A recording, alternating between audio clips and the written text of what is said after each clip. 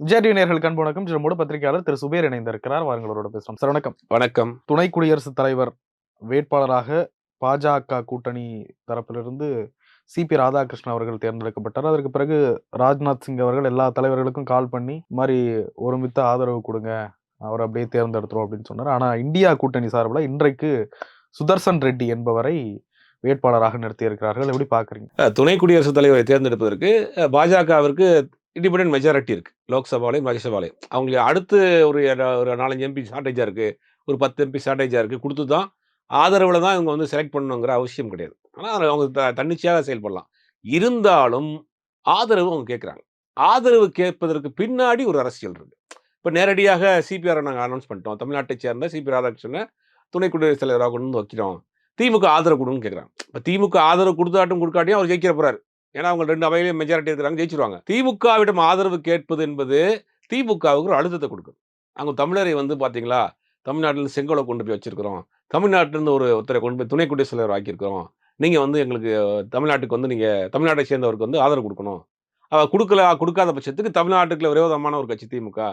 தமிழருக்கு விரோதமான கட்சி அப்படின்னு ஒரு ஒரு பிம்பத்தை கட்டமைப்பதற்கு அவங்க அதை கையில் எடுக்கிறாங்க. இப்ப 5 மாநில தேர்தல் வரப்போகுது. 5 மாநில தேர்தல் வரப்போ இந்த மாதிரியான தேர்தல் நேரங்களில் முக்கியமான பதவிகளை எந்த மாநிலங்களில் தேர்தல் வருதோ, அந்த மாநிலங்களை குறிவைத்து தான் ஆட்களை போடுவாங்க.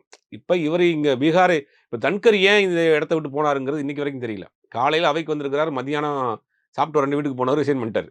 இன்னைக்கு வரை எங்க இருக்கிறாருன்னு தெரியல. ஆட்கொணர் மனு கூட போடணுங்கிற அளவுக்கு இன்னைக்கு அவர் தேடிக்கிட்டு இருக்காங்க. அப்ப ஏன் அவர் அங்க இல்லங்கிறது இன்னைக்கு வரைக்கும் மர்மமா இருக்கு. எங்க இருக்கிறாருன்னு மர்மமா இருக்கு. அதுல அவர் உடனே தேர்ந்தெடுத்துக்கணும். துணை குடியரசுத் தலைவர் உடனே தேர்ந்தெடுக்கணும். 2, 3 வாரத்துக்கு பிறகு இன்னைக்கு தேர்ந்தெடுத்துக்கிறாங்க.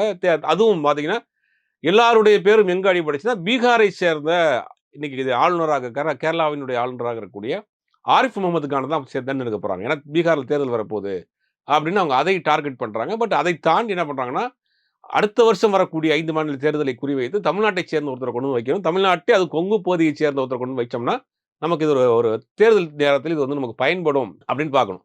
இப்ப இதுல ரொம்ப முக்கியமான மைனூட்டா பார்க்க வேண்டிய விஷயம் என்னன்னா, தமிழ்நாட்டில் பாஜக எதிர்க்கட்சியாக இருந்ததில்ல. பெருசா ஒரு 10, 30 சீட்டும் வந்தது கிடையாது. அவங்க பல வருஷமா போராடிட்டு இருக்காங்க. இருந்தாலும் கூட தமிழ்நாட்டை அவங்க வந்து முன்னிலைப்படுத்துறாங்க. தமிழ்நாட்டுக்கு இம்பார்ட்டன்ட் குடுக்குறாங்க. அத நம்ம ரொம்ப முக்கியமா பார்க்கணும். இந்த மாசம் 24, 25ஆம் தேதியோ தமிழ்நாட்டுல பாஜக பூத் கமிட்டி மாநாடு நடக்குது. அதுக்கு இந்தியாவினுடைய உள்துறை அமைச்சர் வர்றாரு. ஒரு மாநிலத்தில அவங்க எதிர்க்கட்சியா இருந்ததில்ல, ஆளுங்கட்சியா இருந்ததில்ல, பெருசா கட்டமைப்பு இல்ல. இருந்தாலும் கூட இதுக்கு ஒரு மெனக்கெடுதல் இருக்குல்ல. அதுதான் ரொம்ப நம்ம வந்து நோட்டீஸ் பண்ண வேண்டிய விஷயம். அவங்க அசால்ட்டா தமிழ்நாட்டை நினைக்கல.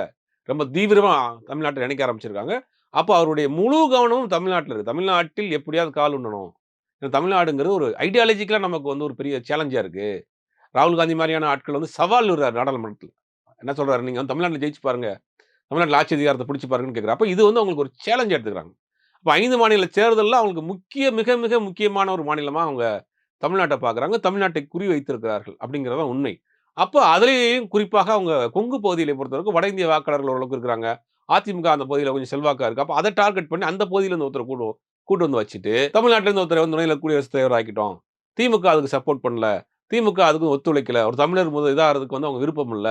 பார்த்தா இவங்க தமிழ் தமிழ்னு பேசுறாங்கங்கிற ஒரு அரசியல் ஒரு ஸ்டண்ட்ட கிரியேட் பண்றதுக்கு தான் சிபிஆர செலக்ட் பண்ணாங்க. அது ஒரு ஒரு காரணமாக இருந்தாலும், சிபிஆர் வந்து முழுவதுமாக ஆர்எஸ்எஸ்ஸினுடைய கட்டுப்பாட்டில், ஆர்எஸ்எஸ்ஸினுடைய சித்தாந்தத்தில் முழுவதுமாக ஊறி, அதற்காக திருமணம் கூட பண்ணாம அந்த அந்த முழு வாழ்க்கையும் அதுக்காக வாழ்ந்துட்டு இருக்காரு. அப்ப ஆர்எஸ்எஸ் விஸ் பிஜேபி அப்படிங்கிற ஒரு ஒரு சின்ன ஒரு வாரும் போயிட்டே இருக்கு. நமக்கு எல்லாருக்கும் தெரியும். அப்ப ஆர்எஸ்எஸ்ஸையும் கொஞ்சம் கூல் பண்ணணும். ஏன்னா நாடாளுமன்ற தேர்தல்ல உத்தரப்பிரதேசத்திலேயே ஆர்எஸ்எஸ் இறங்கி வேலை செய்யல. பல மாநிலங்கள்ல ஆர்எஸ்எஸ்னுடைய அந்த ஆட்கள் இறங்கி வேலை செய்யாதனுடைய விளைவு அவங்களுக்கு பெரிய தோல்வியை சேர்ந்தது. அப்ப ஆர்எஸ்எஸ்ஸையும் இவங்க வந்து கூல் பண்ணணும். அப்ப தமிழ்நாட்டில இருந்து ஒருத்தர கொண்டு போய் வைக்கணும். தமிழ்நாட்டிலயும் கால் பதிக்கணும். அப்ப 2வது வந்து இவரு ஒரு சாஃப்ட் இந்துத்துவா பொலிட்டீஷியன். சிபிஆர பொறுத்தவரைக்கும். இவரு வாஜ்பாய் காலத்தினுடைய அரசியல். வாஜ்பாய் இப்ப இன்னைக்கு இருக்கக்கூடிய மோடி அண்ட் அமித்ஷா, அத்வானி, வாஜ்பாய் அப்படிங்கிற பார்க்குறப்ப, அவங்க வந்து ஒரு சாஃப்ட் இந்துத்துவாவ கொண்டு வருவாங்க. அந்த அமைச்சர் 2 அமைச்சர் முஸ்லீம் அமைச்சர் இருப்பாரு. அது வெளியில பெரிய வெறுப்பு பிரச்சாரம், வெறுப்பு பேச்சுக்கள்லாம் அவங்க பேச மாட்டாங்க. வாஜ்பாய், அத்வானி காலகட்டங்கள்ல இருக்கும். பட் நாடாளுமன்றத்துக்குள்ள பொலிட்டிக்கலா வர்றப்ப அத கொஞ்சம் சாஃப்ட்டா தான் ஹேண்டில் பண்ணுவாங்க. ஆனா இவங்க வந்து கொஞ்சம் ஓப்பனாவே ஹேண்டில் பண்ணுவாங்க. அப்ப ராஜ்யசபாவை பொறுத்தவரைக்கும், அங்க பெருசா அவங்களுக்கு வந்து ஒரு ஸ்ட்ராங் கிடையாது. அப்ப ராஜ்யசபாவை ஹேண்டில் பண்ணி கொண்டு போறதுக்கு ஒரு சாஃப்ட்டான இந்துத்துவா ஒரு ஆள் வேணும். அப்படின்னு அவங்க பிளான் பண்றாங்க. அதுக்கு சிபிஆர் சூஸ் பண்ணாங்க. சிபிஆரை சூஸ் பண்ணதுக்கு இதெல்லாம் காரணம். தமிழ்நாட்டைச் சேர்ந்தவர், ஒரு சாஃப்ட் இந்துத்துவவாதி, திமுகவுக்கு ஒரு செக்கு. தமிழ்நாட்டை குறி வைக்கிறாங்க. இதெல்லாம் கால்குலேட் பண்ணி அவரை தேர்ந்தெடுக்கிறாங்க. ஆனா, அதே நேரங்கள்ல எதிர்க்கட்சிகளுக்கும் ஆதரவு கேட்குறாங்க. எதிர்க்கட்சிகள் ஆதரவு இல்லாமல் போனாலும் கூட, எதிர்க்கட்சிகள் ஆதரவு கேட்டு எதிர்க்கட்சிகளுக்கு ஒரு நிர்பந்தத்தை, ஒரு அழுத்தத்தை குடுக்குறாங்க. இத்தனை விஷயத்தையும் கால்குலேட் பண்ணிருக்காங்க. நம்ம சாதாரணமா பாஜகவை, ஆர்எஸ்எஸ் நினைச்சிடக்கூடாது. அவங்க ஒரு விஷயத்தை செய்ய போறாங்கன்னா, அவங்க கிட்டத்தட்ட அடுத்த 50 வருஷத்துக்கு உண்டான பிளான போட்டு தான் பண்ணுவாங்க. அப்ப ம். தமிழ்நாட்டையும் இவங்க குறி வைக்க ஆரம்பிச்சுட்டாங்க. தமிழ்நாட்டிலிருந்து எப்படியாவது தமிழ்நாட்டுல கால் ஊன்றி ஆகணும் அப்படிங்கிறதுனால தான் அவங்க ஒரு பெரிய பிளான போட்டு சிபிஆரை தேர்ந்தெடுத்துருக்காங்க. ம். இப்ப சிபிஆரை தேர்ந்தெடுத்துட்டாங்க. ஆப்போசிட்டா இந்தியா கூட்டணியில யார பண்ணுவோம் அப்படின்றப்ப நேத்து இருந்து பெரிய விவாதம் போச்சு. நெறைய திருச்சி சிவா வருவாருன்னு போல திருச்சி சொன்னாங்க. சிவா, மயில்சாமி மயில்சாமி வந்தாரு. அண்ணாதுரை, வைகோ. வைகோ அந்த பேர் அடிபட்டுச்சு. வைகோவோட டிஸ்கஷன்ல வைகோ பேர் இருந்துச்சு. ஏன்னா வைகோ திமுக கூட கொஞ்சம் இந்த எம்பியாக இல்லாதனால ஒரு சின்ன மனக்கசப்புல இருக்கிறாரு. 2வது வைகோவ பொறுத்தவரைக்கும் ஒரு சீனியர் பார்லிமென்டரியன். 2வது நார்த் இந்தியன் எம்பிஸ்லாம் கொஞ்சம் நார்த் இந்தியன் பார்ட்டிஸ்லாம் கொஞ்சம் பரிச்சயமான நபர். அப்படிங்கிறதுனால அவரை சூஸ் பண்ணுவோங்கிறது அவருடைய பேர் தான் முதல்ல இருந்துச்சு. வைகோ, திருச்சி சிவா, மயில்சாமி அண்ணாதுரை 3 பேரும் திமுக சைடுல சஜெஸ்ட் பண்றாங்க. அப்ப அவங்க என்ன பண்றாங்கன்னா, இது இப்ப திமுக ஆல்ரெடி இந்தியா கூட்டணியில இருக்கு. பாஜக கூட்டணியில இருக்கக்கூடிய ஆட்களுக்கு ஒரு செக் வைக்கணும்னு இந்தியா கூட்டணியில இருக்க தலைவர்கள் சில பேர் பிளான் பண்றாங்க. அது குறிப்பா கார்கேய தான் சொல்றாங்க. மல்லிகார்ஜுன கார்கே வந்து ரொம்ப தெளிவா ஒரு பிளான் பண்றாரு. இப்ப வந்து இந்த என்டிஏ ஆட்சிங்கிறதே வந்து 2 பேருடைய சப்போர்ட்ல தான் ஓடிட்டு இருக்கு. நிதிஷ்குமாரும், சந்திரபாபு நாயுடும் சப்போர்ட்லாம் போயிட்டு. அப்ப சந்திரபாபு நாயுடு வந்து ஒரு மேஜர் பார்ட்டியா இருக்கிறாரு. இந்த ஆட்சி ரன் பண்ணி போறதுக்கு. அப்ப சந்திரபாபு நாயுடுக்கு ஒரு செக் வைக்கணுங்கிறதுனால, பல்வேறு பேர்கள் அடிபடுறப்ப கடைசியில அந்த சுதர்சன ரெட்டி அப்படின்னு ஒரு ரிட்டயர்டு சுப்ரீம் கோர்ட் ஜட்ஜ வந்து அவங்க செலக்ட் பண்ணி குடுத்துருக்காங்க. இப்ப எப்படி போகுதுன்னா, தமிழ்நாடு விஸ் பிஜேபிங்கிற பாலிடிக்ஸ் மாரி, ஆந்திரா விஸ் பிஜேபி அப்படிங்கிற ஒரு பாலிடிக்ஸ இந்தியா கூட ரொம்ப ஸ்மார்ட்டா கையில எடுத்திருக்காங்க. ம், ம். இப்ப சந்திரபாபு நாயுடுக்கு ஒரு நெருக்கடியை இந்தியா கூட்டணி முழுவதுமே குடுத்திருக்குங்கிறத அத பார்க்கணும். அப்ப பிஜேபி கூட்டணிக்குள்ளேயே ஒரு ஒரு கலகலப்பா கொண்டு வர்றதுக்கான ஒரு முயற்சியா தான் அத ஆமா, பார்க்கணும். கண்டிப்பா. சாதாரண கலகலப்பு இல்ல. ம். இப்ப நீங்க ஆந்திராவுல போயிட்டு ஆந்திராவை சேர்ந்த ஒருத்தருக்கு எதிர்த்து நீங்க வாக்களிப்பீங்களா? அதே மாரி தமிழ்நாட்டுல கேட்டா அடுத்த வருஷம் தேர்தல் தான் வரப்போகுது. அடுத்த ம், வருஷம் தேர்தல் ம். வரப்ப பார்த்துக்கலாம்.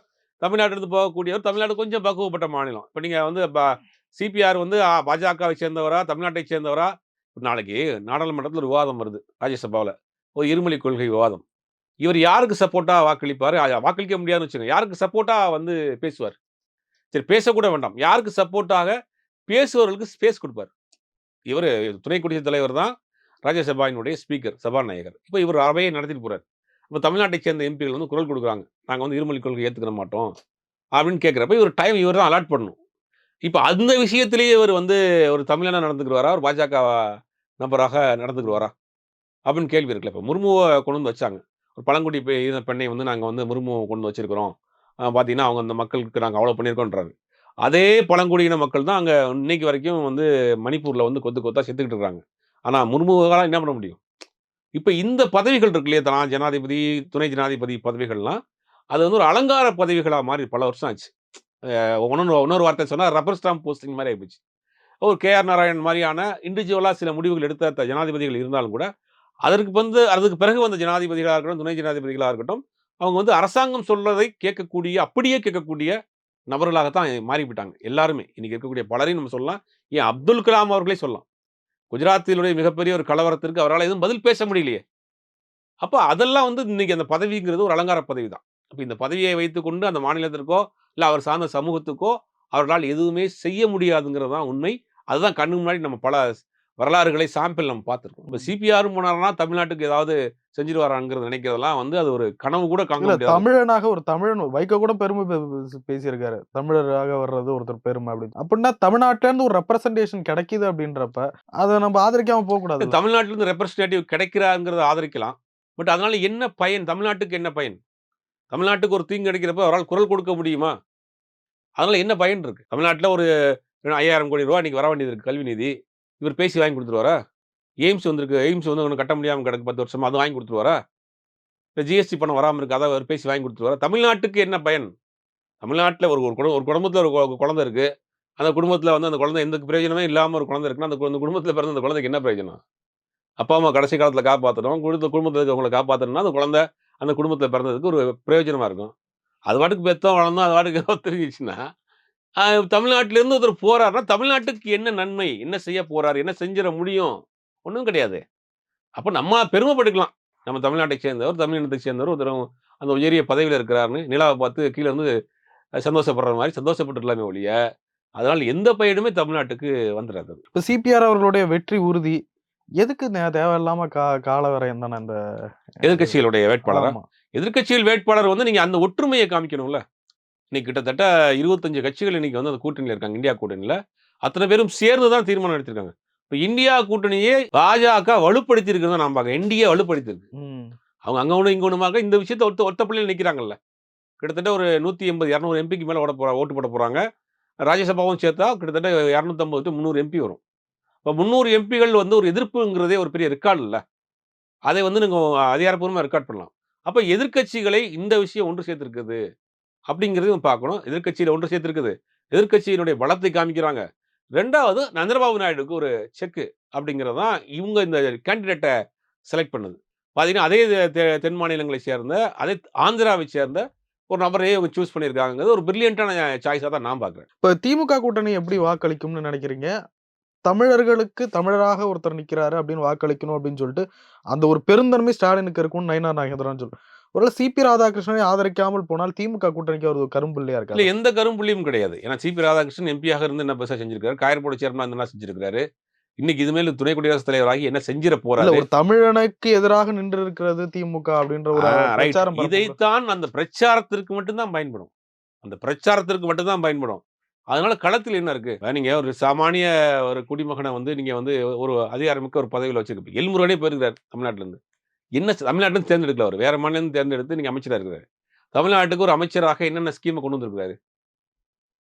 எத்தன வருஷமா 2 வருஷமா அமைச்சரா இருக்கிறாரு. என்ன கொண்டு வந்திருக்கிறாரு? எதுவுமே கொண்டு வரலையே.